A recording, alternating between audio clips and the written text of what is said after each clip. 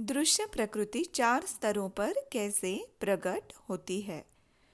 पातंजल योग सूत्राणी साधन पाद 19वां सूत्र। विशेष विशेष लिंग मात्र अलिंगनी गुण परवानी। सूत्रार्थ: लिंग, अलिंग, विशेष, अविशेष ये सब प्रकृति के 4 स्तर हैं जो सत्व, रज और तमस गुणों की अवस्थाएं मीन्स गुण पर्व है। भावार्थ: अभी इस सूत्र में पतंजलि ने दृश्य को बनाने वाले जो त्रिगुण है उनकी 4 अवस्थाओं का वर्णन किया है।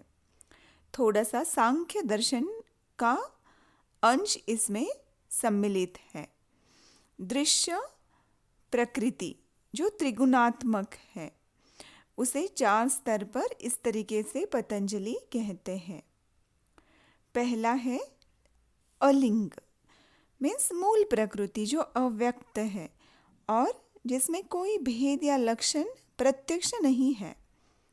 जब 3 गुण सत्व, रजस और तमस समान स्थिति में होते हैं और उनमें कोई भी स्पंदन या हलचल नहीं है तो उसे अलिंग कहा गया है मीन्स साम्य अवस्था में।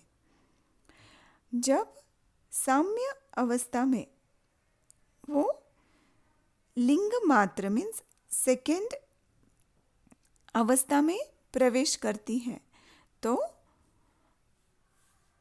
त्रिगुण जो है वो थोड़ा सा हलचल आरंभ करते हैं और प्रथम स्पंदन उत्पन्न होते हैं। अर्थात रजस, तमस और सत्व जो गुण है किसी की एक की प्रधानता इसमें बढ़ जाती है, तब यह लिंग मात्र अवस्था कहलाती है। इसी स्तर पर महत मीन्स बुद्धि तत्व का प्रकटन होता है, इसलिए महत तत्व को ही लिंग मात्र अवस्था ऐसे भी कहा गया है। अभी थर्ड है अविशेष, तन्मात्राएं जो सूक्ष्म है और जिनमें स्थूलभूत उत्पन्न होते हैं।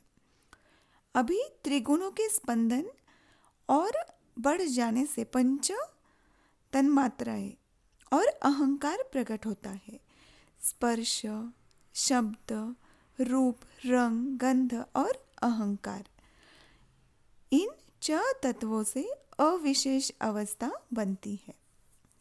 इसे अविशेष कहा गया है क्योंकि ये तत्व विशेष रूप से प्रत्यक्ष या स्थूल नहीं होते हैं।